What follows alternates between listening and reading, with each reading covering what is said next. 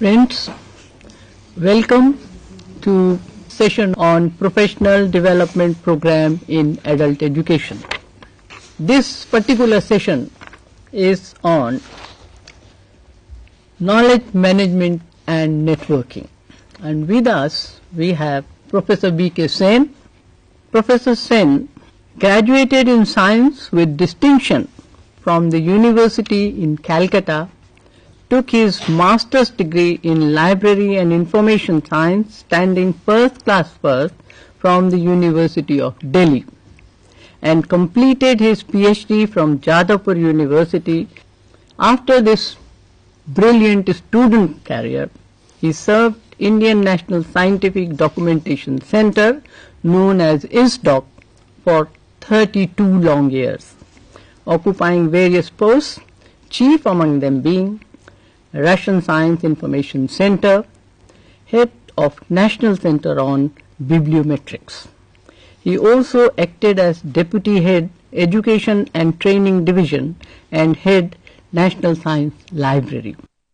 He served University of Malaya for 4 years as a visiting professor, taking a lead role in the development of master's degree program in library and information science.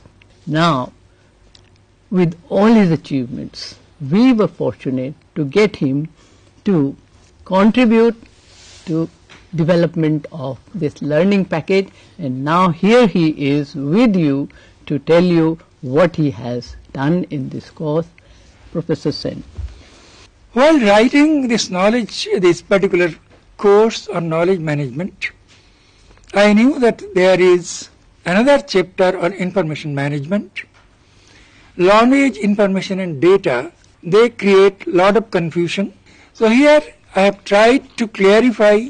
I just want to take one example. Our enumerators, they gather huge amount of data at the time of census from all over India.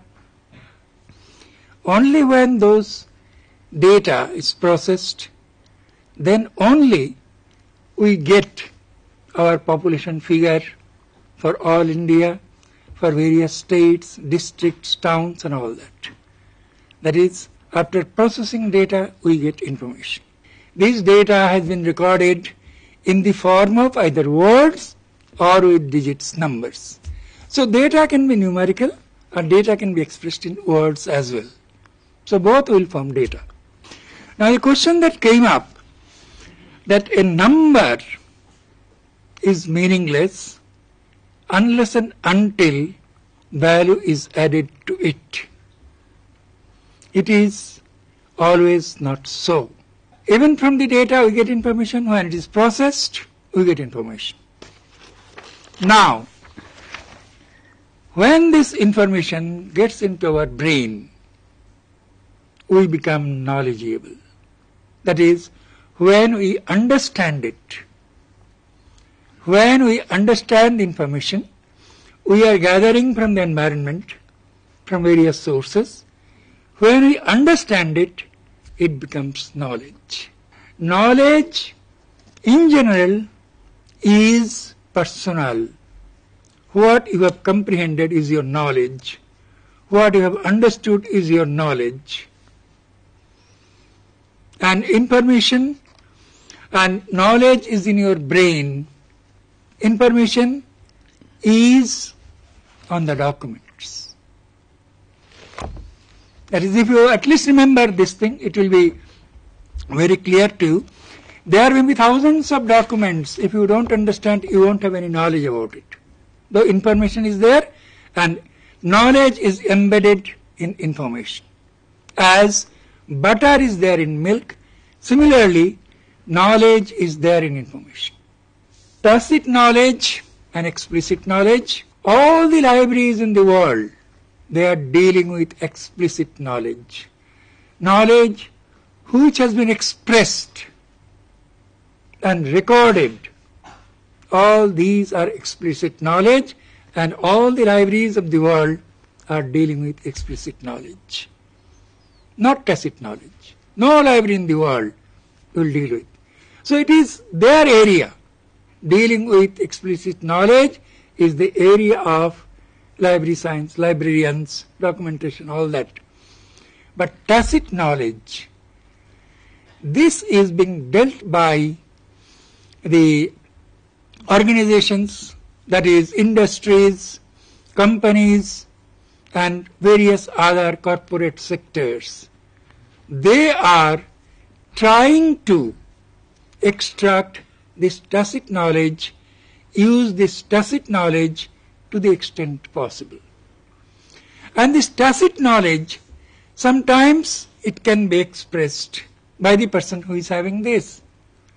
Sometimes it cannot be expressed by the person who is having this. So you can say Tendulkar, Sachin Tendulkar.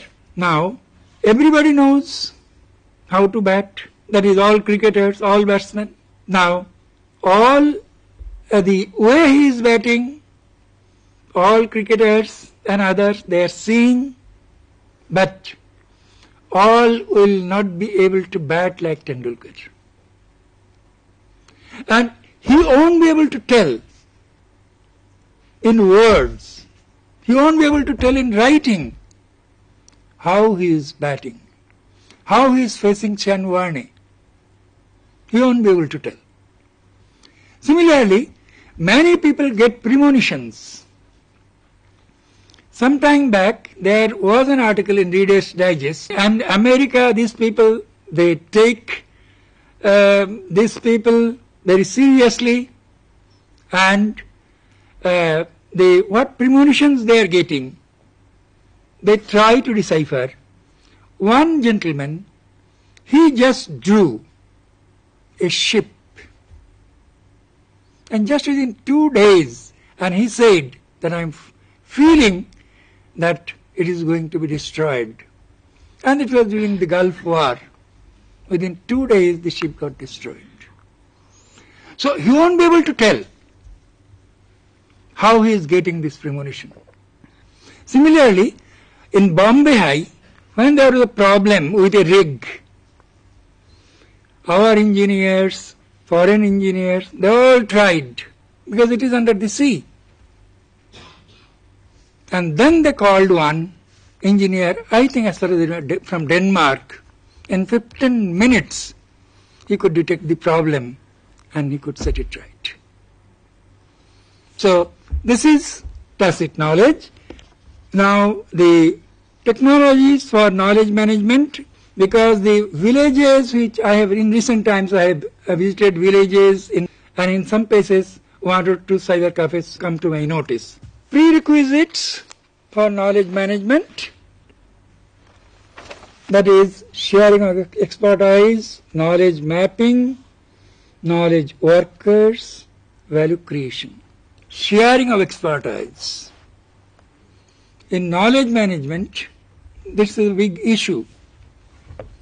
And even in library,